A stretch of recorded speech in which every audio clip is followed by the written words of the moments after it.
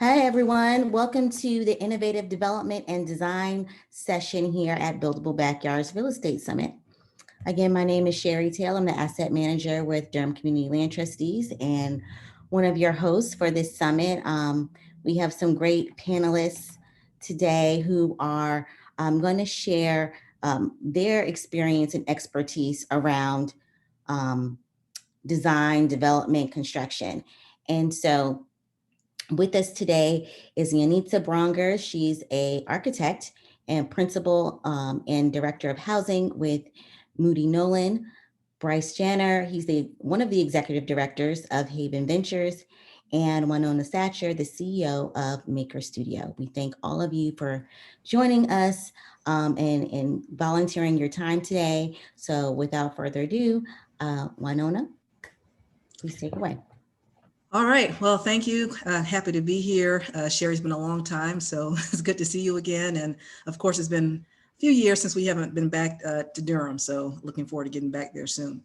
But as Sherry mentioned, Winona Satcher, I am CEO and founder of Maker Studio. Maker Studio is a green manufacturing and design build firm. We are headquartered in Atlanta, Georgia, and we focus on as far as our social impact work as a social enterprise on affordable housing. And a core part of that is how do you creatively and innovatively build affordable housing using shipping containers as our material of choice. And so it's not just a question of, what can we do something that looks cool? What can we do to help clients and customers, policymakers reimagine small spaces? Because yes, there is a crunch of space in our growing cities. But for us, it's also a conversation around how can we both operationalize internally and attract those customers and clients whose values align with not doing any work that is extractive, exploitive, or destructive.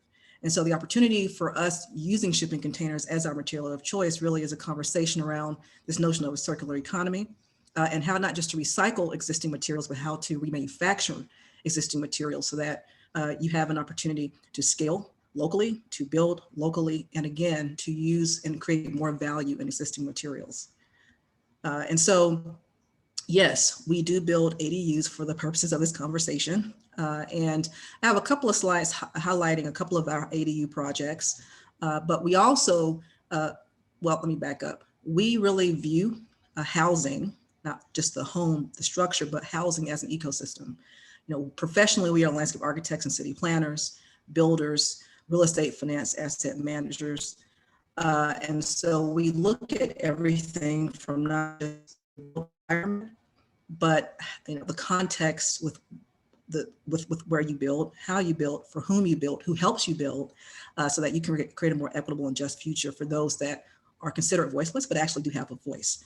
And so it's looking at the context, it's looking at the materials, it's looking at, again, reimagining space, it's looking at materials, new ideas of biomaterials and nanomaterials. And so for us, it's a whole systems design, a systems way of thinking, but then applying it as an ecosystem initiative. Also, it's an economic and workforce development conversation. And so, utilizing shipping containers and remanufacturing processes allow us to hire tradesmen and tradeswomen locally so that they can build the change they want to see. And right now, we are talking with other cities to scale, which we are really excited about, not to hire a small amount of people and create more opportunity for more robotics necessarily, which a lot of our competitors do, but to actually hire more people and sustain those individuals in collective ownership so that they can build our shipping container spaces and they can help us scale, but in a way that makes sense for them in their geographic location. It also helps us to be able to scale our spaces throughout the United States and overseas as we grow. So this is one of our first accessory dwelling units. As you can see on the left picture, this is a very, very, very, very tight lot. Those of you that are familiar with Durham, North Carolina, the community kind of reminds me of the neighborhood near Central Park, the older neighborhood.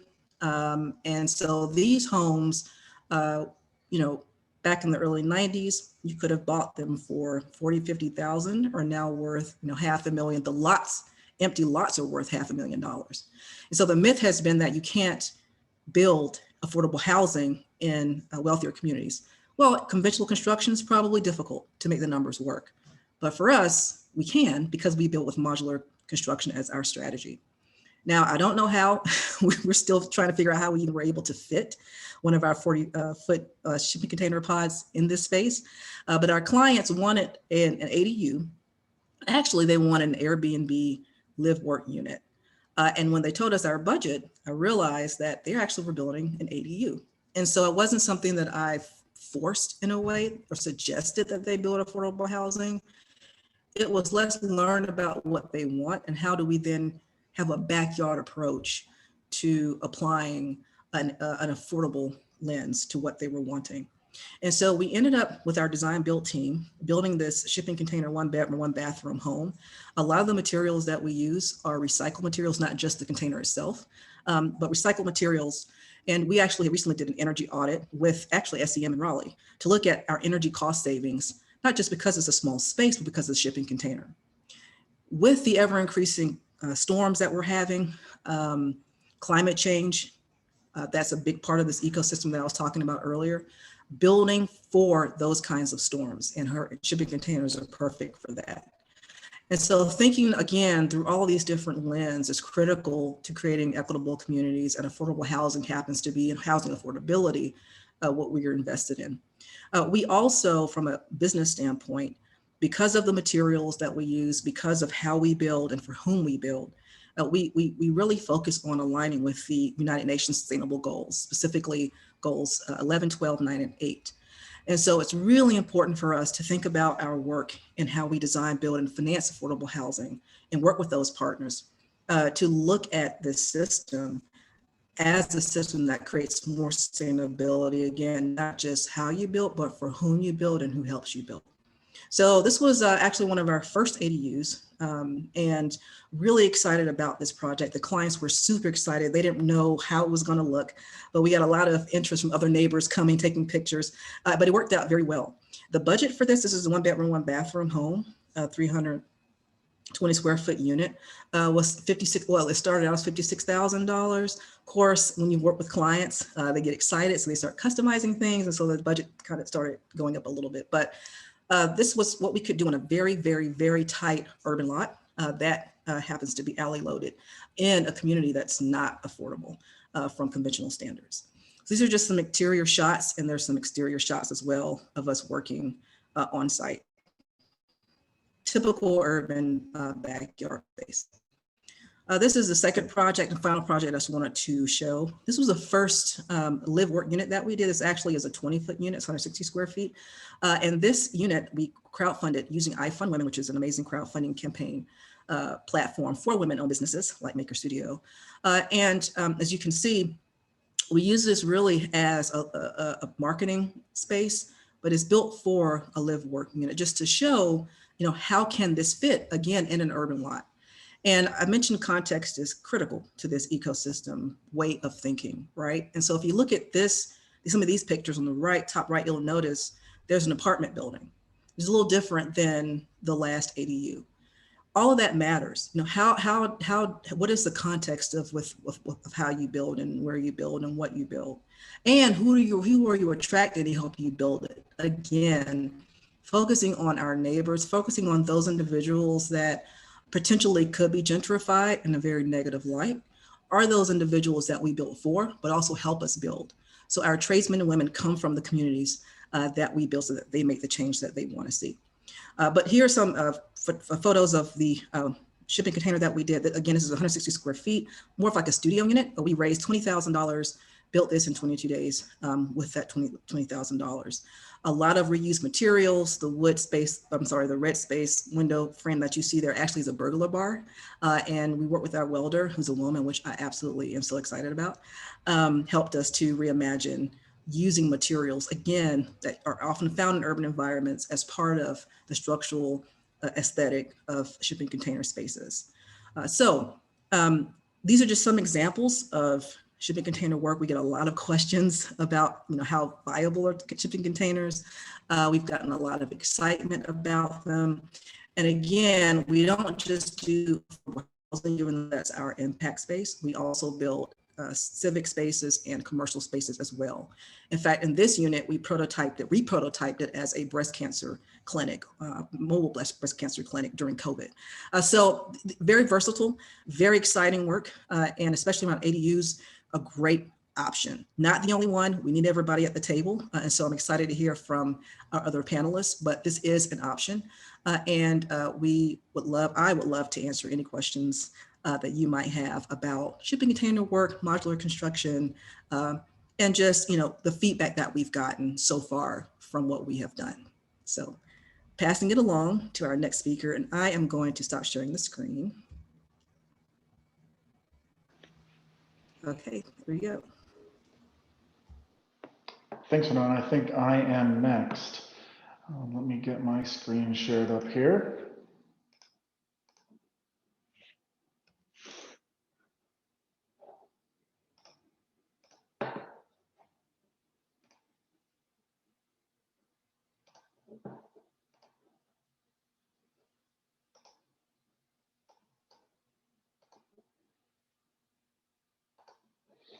Okay, I think that's me, finally. So my name is Bryce Johnner. I'm one of the executive directors of Haven Ventures in Durham, North Carolina. And I'm going to kind of breeze through who we are real quick, just so I can get to some of the options we offer for ADUs in our area. So Haven is a certified B Corp. We are a social enterprise, but also very intentionally for profit. We are actually a lot of different companies simultaneously. We are a development company. We also have a full design studio for architecture and a full build staff. And because we are gluttons for punishment,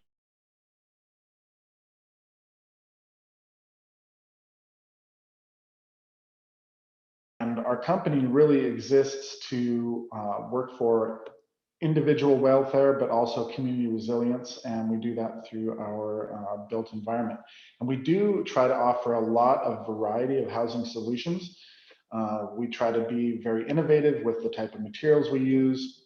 We try to be very restorative with the ecosystems around our buildings, decreasing waste, trying to close the loop on our circular economy. And we try very hard to work to hire people with high barriers of employment. And because of our B Corp certification, everything we do, all of our reporting, governance, how we treat our workers is all third-party verified. So part of how we act in our community is through both private development, but also through public-private partnerships. We try to work through permanent supportive housing solutions and work to be super innovative and accessible with the types of financing we try to work with and for with our different clients. And we work for workforce development with all of our employees, whether it's hiring refugees or people who are new to the industry or new to the sector who are transferring from a different sector, where we work hard to train everybody. So the first ADU type we offer is in private public partnership. And this is sort of new to us, but we're trying to work with different programs in both Wake County and Durham and Orange counties to try and link up certain funding sources with different types of use and different types of density in the neighborhoods. So often public programs want to increase the variety of options in a certain neighborhood, as you can see in the one in front of on your screen now. And then permanent supportive housing is another type of housing we work in, where we have services full-time on different houses and different properties for the clients. This one here houses homeless women who were formerly homeless. And this is an example of a missing middle type housing. We're replacing both single family infill, but also new construction on small lots with ADUs in the back. This was our first project to try to deliver modular units onto these properties while they were being built, rather than trying to retrofit one onto a property after they were built. I have some examples of these coming up as well. Our first foray into ADUs was in a traditional design build approach. This is the foundation and core competency of our company. So the option you see on the left is one that's more of a flex space on the bottom, what's a gym, and then a 1-bedroom rental apartment above the unit. And so we're seeing a lot of this in our area where people are wanting to be able to use something as an office, but they're also wanting the flexibility to pay for that with rental income. The small option on the upper right is not a rental unit. She's going to be living this full time and has a studio for her company attached to her house. So that one's also dual use. And then we're seeing a lot of single level interest. This doesn't necessarily maximize the ADU, but is very popular among people who want to bring in elderly parents or who want to age in place on their property. And so these are different options we offer for particularly ADA accessibility. And then this year we got into modular manufacturing predominantly because we've seen a real increase in our inability to get subcontractors and our inability to control quality and timing. So we got into modular at first to try and innovate that sector in our area where there's not a lot of other people doing it. And we found that there was a really big demand for tiny houses on wheels. And this really allowed us to innovate and to work with different materials as well as train people on really small, short projects. So the particular one I'll highlight is in the lower center picture, which is a structure built entirely out of foam with a cementitious material encapsulating it. So this was a way for us to test a new building system for a really small amount of money and decide how we're going to move forward with it. We're doing several different varieties of tiny houses on wheels now. They're short projects and they really allow our team the flexibility to hire new people that we couldn't really give the time and focus on a bigger scale. But our manufacturing facility really is designed to manufacture these types of modules. This is two different examples of a studio unit, one which will be for office space and the other can be for small accessory on a property. As an extension from that, we also do units where there are two modules combined with one another to allow for a little more space, but also to allow the potential for a loft over one area and really maximizes the availability of square footage in areas like ours where they're limited to either 1,000 or 800 square feet. And then to go further with that, we're doing modular development with 3+ units. 3+ modules in a unit. So this is an example of that where the couple wanted a place to retire and they wanted a really large kitchen. That was their requirement. So we are developing a 3-module delivery here with a site-built structurally insulated paneled roof around it. So some of the barriers we're seeing in our area, just wanted to touch on these real quick. One of them being a real lack of financing options and seeing a lot of people really have to dive into equity to be able to put these in their property in our area. The other being around the uncertainty of how to appraise these and how to value them in the future. We're just now seeing some banks get back to us on how they're approaching this. So we're really finding out what they're doing as they are in some cases. And then in our area in particular, we're having a hard time really getting people to understand what modular means. And as we show it to them, it becomes a little easier, but a lot of people in North Carolina, I think, see modular as mobile homes. And so there's a real disconnect there.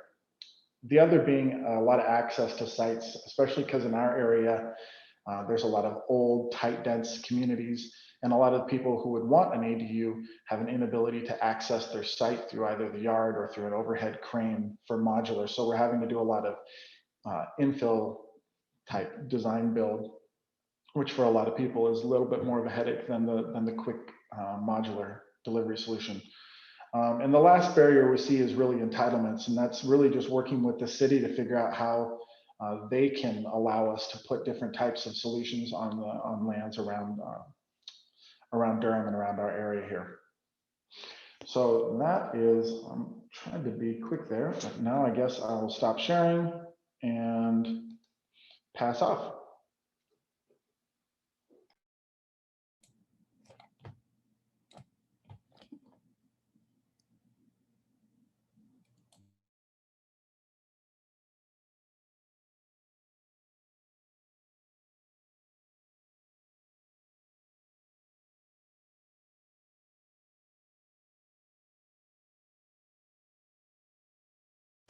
Okay, hello, can you hear me?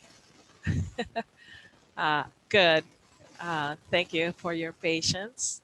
It's really an honor to be sharing with you this afternoon, and I really am inspired to hear from Winona and Bryce. Um, my name is Janitza Brongers Marrero. I'm Director of Housing at Moody Nolan, and Moody Nolan is the largest African American architectural firm in the country. We are very proud of that. Just this year, we were selected Firm of the Year by the American Institute of Architects, and that's really a huge honor. With that, we are practicing housing. I'm the director of housing, and we have offices in 11 locations in the United States, and we're proud to say that we have a project in Durham we're working on, so we're very, very happy and excited about that. And with that, I must say the issue of affordable housing is a big one. We have really large projects that range in the $300 million range for private developers, but a large amount, maybe about half or more, is related to affordable housing in different shapes. We do a lot of renovation work. We also do a lot of light tech, and we have done several choice neighborhood projects throughout the country. We have definitely explored the opportunities that modular housing allows us and afford us to do more efficient construction. And we have done shipping container housing as well. And we have employed those strategies, not just as a single, but the issue of affordable at large scale. Those are really great opportunities to expand upon. So with that, I'm going to share actually a project that is very small in scale, but very near and dear to our practice that we completed and turned over the keys at the beginning of 2019. So it is the Legacy House, and if you can imagine what you're looking at here, is actually was built as a single family home, but as I was talking to Sherry, we think that this solution could we be one that is applicable to potentially an accessible or an accessory dwelling unit, just because of the compact nature of it. It's 650 square feet. What you see depicted here is a double lot. So we work in collaboration with the Columbus Metropolitan Housing Authority that donated a lot that was kind of in a neighborhood that it was empty, and they are looking to build up the neighborhood. And our CEO, Kurt Moody, was looking for a way to give back to the community. And he said, we donate and we sponsor things every year, but I don't see the impact on the community that I would love to see. What about if we build a house and we can donate it to a homeless family? So with that charge and many architects and staff, you can imagine how excited we were to really build something, imagine something that could really change somebody's life. So Janitza, this is Winona. We can't see your slides. Oh, you can't? Is somebody able to help me share? I'm not very familiar with. I can try if you want me to. That would be very helpful. Thank you so much. There it is. You can see it now? There it is. Yep. Okay, great. So now the challenge is for me to try to advance it. Let's see if I can do that. It's working now, I think. It is. Yeah. Maybe it froze. Okay. So what you're seeing here is the floor plan of what that unit or that house looks like. Like I mentioned, it's 650 square feet, includes both levels. And you come in, there's a porch. The porch is not included in that square footage, but it was important to have some level of presence at street level, something really welcoming. So that's an open porch. You come in and that's a living room space. That's a double height space. We have a very, small footprint kitchen, but very efficient. We actually use IKEA furnishings and cabinets to outfit it. And as we were looking to do it for free, we also work with several partners that donated all the materials. We work to make it very sustainable. So we use very high efficient HVAC systems. And we work with solar orientation to really, the best energy savings is the energy that you don't have to consume. So using passive solar orientation was really helpful on this. Let's see, how do I forward? Which are you seeing my floor plans now on your screen? Okay, there we go. So this was the really exciting day when we turned over the house to that family. We really kept the owners just kind of very private, so you don't see any pictures of them there. We wanted to turn the keys and let them really enjoy the house. It was the family selected was a young mother with 3 young children to live here. So we kind of designed it without really knowing who the client in the end was going to be. And we work with several entities to help identify the family, because we felt they were really the experts to find the most deserving family. You can see some of the materials, very conventional. We went with a fiber cement lap siding, all wood stick built construction. And we just really got very creative, which I think is part of the challenges with accessory dwelling units. Sometimes as we work with municipalities, having them understand what is the look, there's a level of fear, not knowing what this is about, what is it gonna look, how it's gonna change the character of the neighborhood. So we found ourselves kind of educating, and even then we received some pushback from the neighbors who were not sure what this is gonna be about. And we had to rezone the lot because even this footprint was too big for what was allowed in the past. So it was, it was an uphill battle. In the end, we were successful, but it just comes to say that even with conventional construction, there's always a level of educating, share, communicating, and collaborating to make things and projects take shape and happen. Let's see. Okay. So here you can see a bigger, broader kind of image of the house. And it tells a little bit the story of the neighbors and the setbacks. Like I mentioned, it's 2 double lots, and it's, the lot was about 40 feet wide by 80. So pretty limited. And obviously we have 2 lots here. But we use this house as a way to showcase that, small footprints and houses of this type really fit well in the communities. And now we can take clients in Columbus to, talk about affordable housing and really shed lights, around the issues of homelessness and affordable housing. And like I mentioned, we work with the Columbus Housing Authority, Ohio Capital Corporation, who's our syndicator for light tech projects, and many other people in the industry that really made this project possible.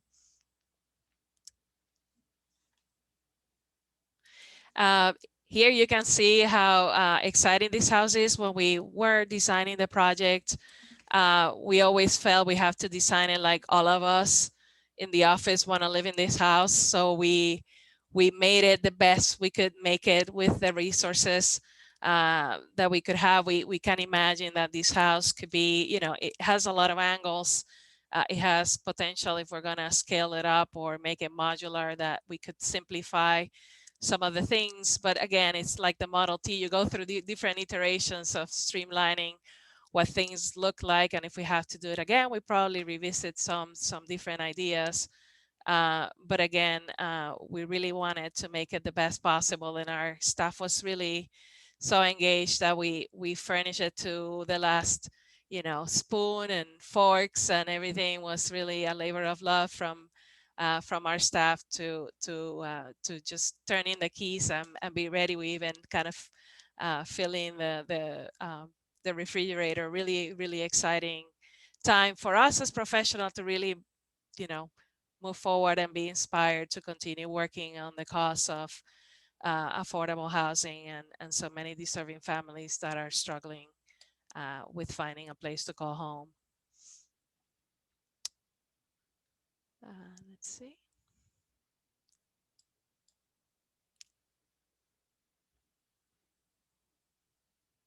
Up too fast.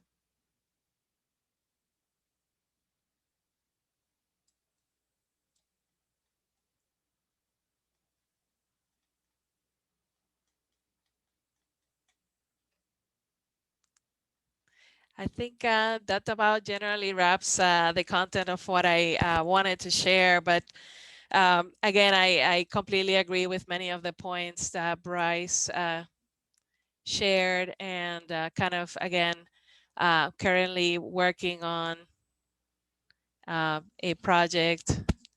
Can you hear me? Okay.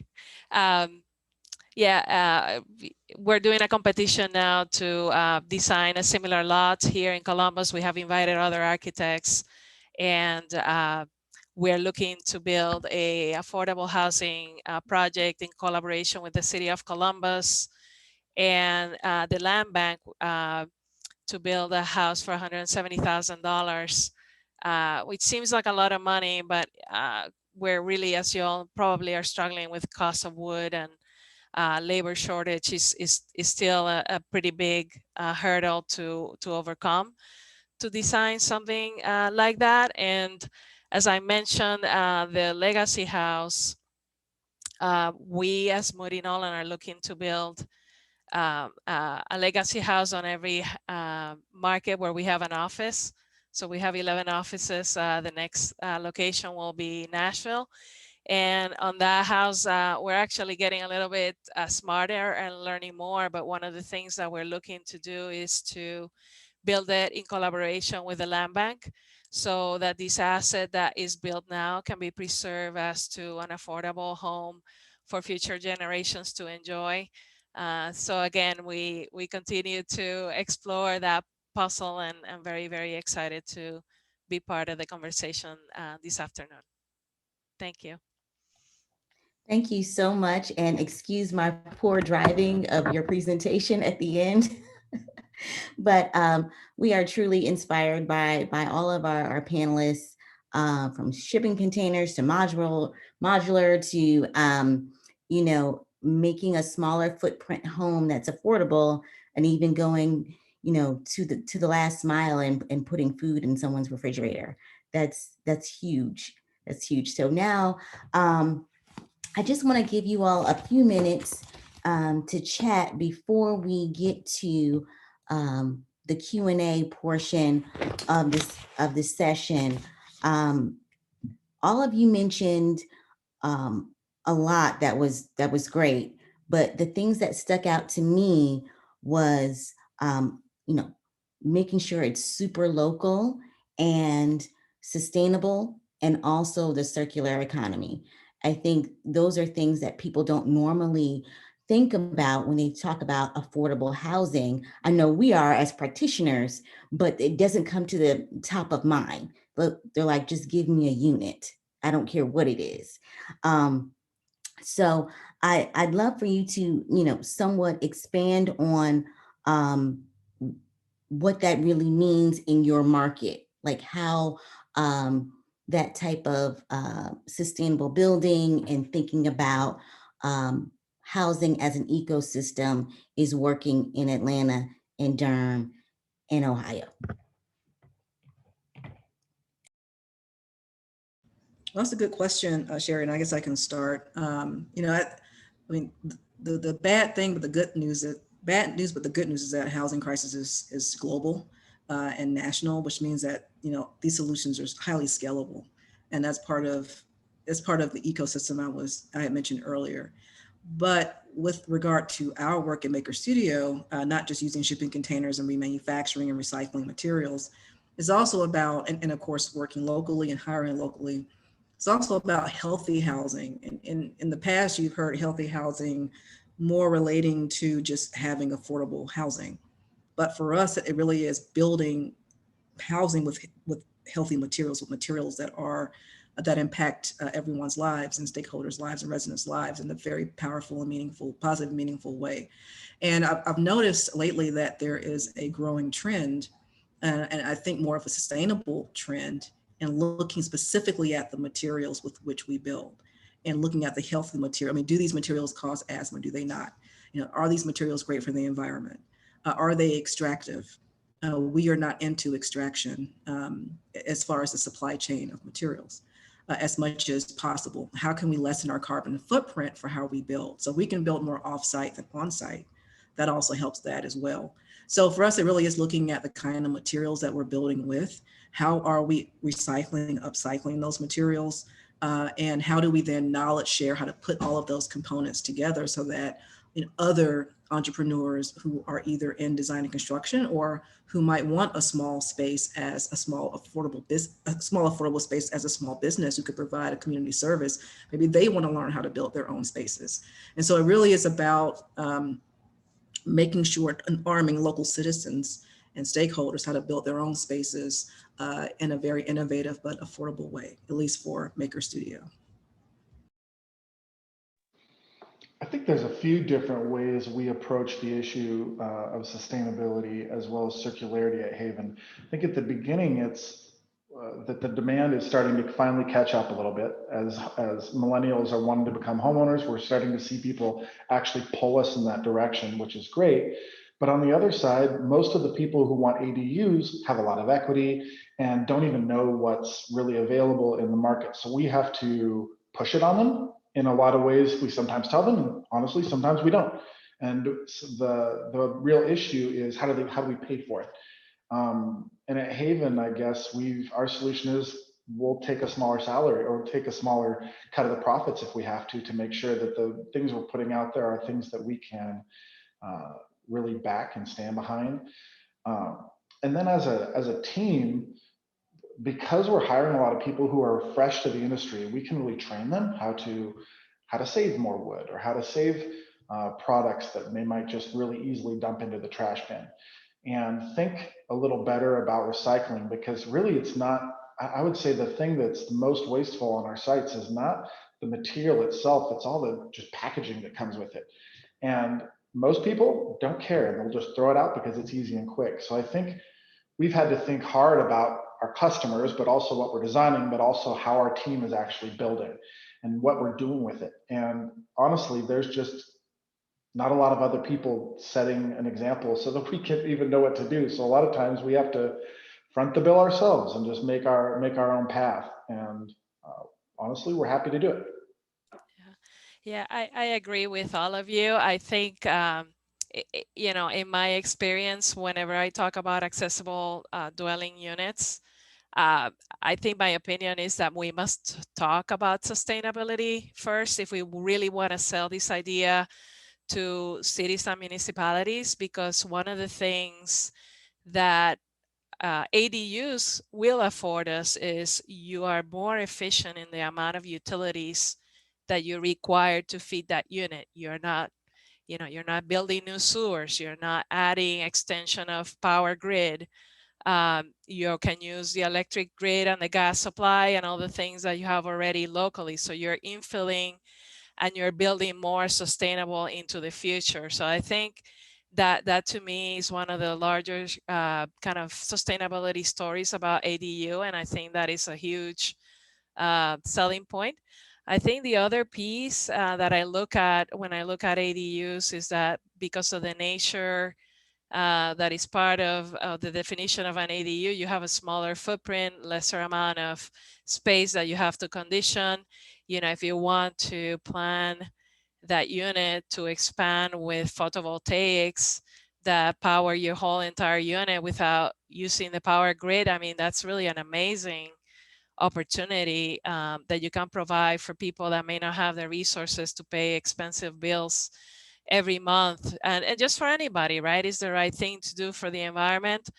I think more and more I feel the pressure of all the weather events that are taking place. So many communities, especially underserved communities that are going through the burden of being in flood zones and things like that. I think the world is changing, and part of it has to do with how good are we with our environment, how thoughtful we are into the future. And I think just because of so many things are happening, I think I think now I see it, but more so into the future, we're all going to be under the pressure to design a more sustainable world. And I'm hoping that ADUs become one of the solutions to get there.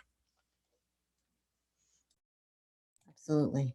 I definitely agree with you. I think ADUs are part of the solution, not the total solution, but definitely in established neighborhoods, why not? As you said, the utilities are already there. It's not any extra strain on the system. I, Winona and Bryce, you both mentioned, um, you know, reaching out to other entrepreneurs, bringing them into your projects, your subs, and really that workforce development piece. I'm just going back to that because I think it's important to highlight that the design and construction industry has a responsibility as well. And I think your two companies are, just doing a great job of really, bringing people in that traditionally have been left out of larger projects. So can you just talk a little bit about what that process is if other firms like yours are considering doing that? What does that process look like for you? And how do you even start? I can start. I'll highlight two different options we use. One is on-the-job training with NC Works. I know many states offer that to get people involved in industries that they aren't currently working in or maybe needing to shift out of their industry. So we use on-the-job training programs as a way to help us fund training people who are brand new. As I mentioned before, that's refugees, but it's also people who have been laid off in a manufacturing setting, or it's kids right out of high school who need some training. So that's one area that helped us start and helped us really wrap our heads around having a manager spend a lot of time, sometimes teaching people how to do basic math, let alone skilled power tools. So that's one program. The other company I'd say that we work with, or the organization that's doing something really great, is Hope, and they're out of Chapel Hill, Hope Renovations, and they're training women who are new to construction, and they're doing it in a controlled setting. And we've been partnered with them since their foundation to try and, whether it's bring people in to just shadow for us for a day, or give them opportunities in regards to new employment, or even just interviewing skills. So that's somebody that we partner with to bring other people into the sector who are traditionally excluded. Yeah, I would say so. We have really a two-pronged business approach. Obviously, the part A is what we do, which I present on today. The other piece is that we are getting into this notion of redeveloping blighted properties as micro manufacturing facilities in other cities. And so that allows us to hire more local tradesmen and women to partner. It's really all about strategic partnerships as well, and Bryce alluded to that. But partnering with those community colleges, like we've worked with general contractors who are professors here at Atlanta Tech. And those professors are great because when you're working with community colleges at that level, you have a really great intro. into not only those that are in school to learn more about skilled trades, but who might already be skilled in those trades and just need a little bit more education and to be able to start their own companies as subcontractors. And so, again, it really is about being strategic in how we plan our operations and how we scale, so that if our standard operating procedures is, includes partnering certain partnerships, right? Atlantic, community colleges, working with organizations that provide recycled materials, because a lot of people that source those materials are local builders or know local subcontractors, being very vigilant and purposeful and intentional about hiring women who are subcontractors, about hiring veterans, about hiring minority-owned companies to help us build our pods. So with that being said, again, that's just the product part of it and the service. The other service is redeveloping blighted properties in urban communities and underutilized, under-resourced communities as micro manufacturing facilities, so that then we can then work with other partners such as Durham land trustees, other partners, land trusts. Other partners include major real estate nonprofit developers out west as well. As we get more people who are interested in what we're doing, we need those partnerships to be able to scale strategically and logistically. Part of it too is that, yes, building ADUs is really a D2C operation. It's really a direct to consumer.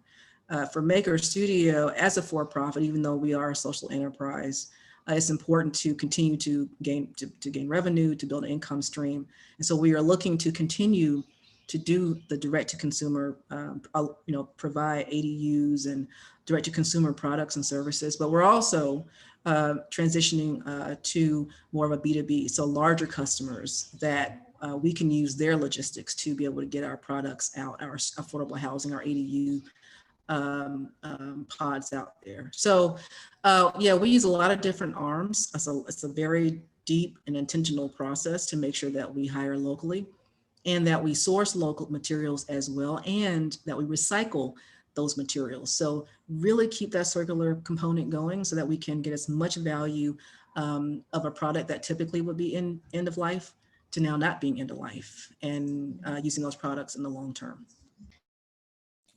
Great. I want to get back to Yanitza, because you said something really important.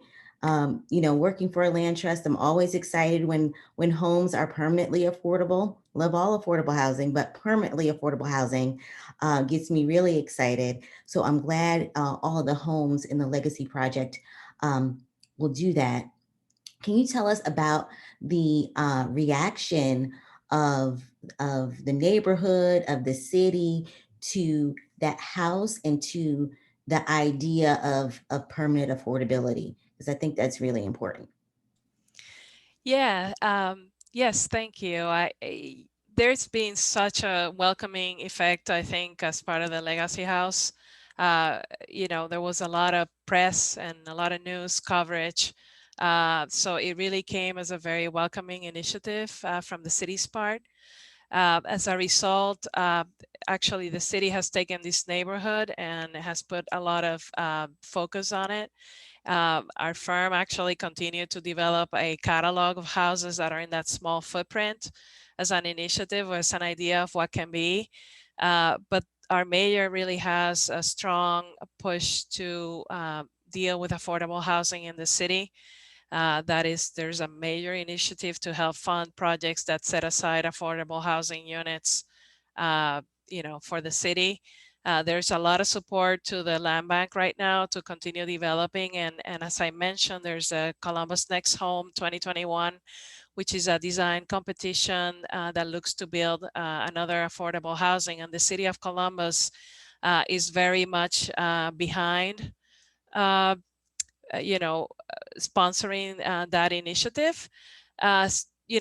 Strangely enough, the stars seem to be lining up because the city has embarked into a rewriting of the codes. So we think that this is a fantastic opportunity to lobby and have them include, accessory dwelling units into the current code. We're currently reinventing solutions on housing. For example, in Columbus, if you try to develop a live work unit, that's nowhere to be found in the codes. So we did a project that included, for example, live work, and we had to get a variance to admit that kind of use. So that tells you like we're still lagging behind on solutions related to housing, but I think the city is really open to explore these ideas through this process. And and I was thinking a little bit, there's a community here, it's called German Village. It's one of the first communities that was settled here. There were German workers that came to work in the brewery here in Columbus. And many of those houses are set up in a way that you have the main house, and behind the main house, there's a carriage building. Many of those carriages actually have been converted to secondary homes, or you could really define them as accessory dwelling units. So we really do have precedent in our city related to accessory dwelling units, and I think that is something that is something we're going to be pushing to tell the city about. Why can't we really be looking at the codes, the zoning codes, a little bit more creatively to really allow for this. So again, affordable housing is just such an issue, and we're happy that the time is right for us here in Columbus to have these conversations with the mayor, conversations with city council, and ultimately bring this to at staff level so we can start shaping the future of Columbus. Awesome, thank you. I am going to go to the Q&A because we have about 7 minutes left in this session. And thank you for answering these questions. I think that's a great discussion we've been having. And there's been a lot of answers in the chat as well, but I would like to give all of you an opportunity to answer. So one of the questions is, to what extent is demographic change, population aging in particular, and those needs considered in your projects? It is definitely something that we consider. It's something that I studied with accessory dwelling units. You can really see how they could be very adaptable to change in life, right? Like if you can imagine, you have your main house, and then you have an accessory dwelling unit behind your house. If you buy that house, let's say you start with a young family, you can have the house and have your parents live behind your house. Potentially, as you get older and maybe your parents don't live there, you can use your accessory dwelling unit as a rentable source. And maybe as you get older, let's say I live in the house and I'm 60 and I'm ready to downsize, I could then live in the accessory dwelling unit and turn over the house to a new family to rent it. It could become like a ladder opportunity of demographic. And definitely, I think when you design accessory dwelling units, we take into consideration visitability. Is there an opportunity to design the dwelling so you don't have step in front of the house, so you can bring a wheelchair? Is it easy to use for people that have physical challenges? I think that is something that we definitely have to be nimble and design things that could be usable for young and old alike. I think that while we may consider putting ADUs in a lot of variety of demographics, both with age, race, gender, I think the big limiting factor is financeability. And unfortunately, most of the people who want an ADU are people who are maybe young or don't have an abundance of equity to finance. So financing really limits our ability to, I think, deliver these types of products to the people who want them the most and who are most comfortable with them. And most of the people we're seeing actually sign a contract and move forward with a project are people who are retired and who are wanting their, maybe to use an accessory as a place where their kids can stay when they come in. So one really tough push is really trying to drive how people are using the unit they're actually paying for, because a lot of times they don't want it to make it affordable rental, or they don't know how, even if they did want to. So there's certainly an education piece that we push on our front end sales conversations a lot.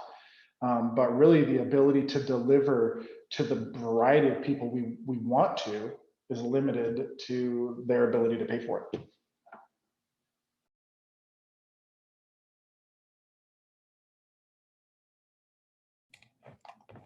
Yeah, so I did write a response in the chat to that question. I just wanted for everyone who's now following the chat and for all those who are going to watch the replay, because we do have a concurrent session. So I know some folks are going to come back and watch this and vice versa. But there was another interesting question here that I also like you to verbalize. And that's about the temperature control in the shipping container homes or shipping container properties. Obviously, they can be commercial as well. So can you just quickly address that question? Sure. So the quickest answer to that is that our pods are have heat and air just like any other home has heat and air. That's the quickest answer. They are very comfortable. Exactly. Don't want folks baking in a metal building. So that is good to know.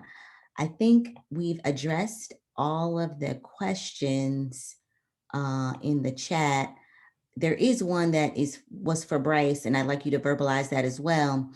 And it says, have you had any pushback from local government for delivering your modular products? We definitely expected to. Durham is notoriously heavy-handed in their permitting process, but so far, every conversation we've had has been one of collaboration rather than aggressive pushback. And whether or not that's going to continue forever, I don't know. But so far, our plans have been really over the top in the engineering. So there's really been nothing to argue with. And since we're a design build company, we really know how to do foundations, and we know how to do utility hookups and how to express those in a set of plans. So I think because we've been aggressive with the amount of information we're sharing, that they haven't really had a need to push back against us. As we do multiple units together and we explore that more and more, I expect we probably will have some more pushback on that, but as of yet, no. Thank you so much to each one of you for sharing your experience, sharing your businesses. This has been a phenomenal panel. I hope everyone in the audience is super inspired, because I am. So thank you so much for joining us for Buildable Backyards. But it's the end of this session, but we really want to invite you to continue the conversation by utilizing the Whova app or website. There's places for you to start your own virtual meetups and share information and just connect, because we're all really learning each day about ADUs. And Winona put Maker Studio in the chat, so check out that website. But we're all still learning a lot about ADUs. It's pretty, a pretty young industry now that they're legalized. So I encourage you to collaborate and join us tomorrow when we're going to have our day 2 of Buildable Backyards. We have a lot to learn there as well. So thank you, panelists, for joining us. And also thank you to our attendees. We'll see you tomorrow. Thanks, Sherry. Thank you. Thank you. Bye.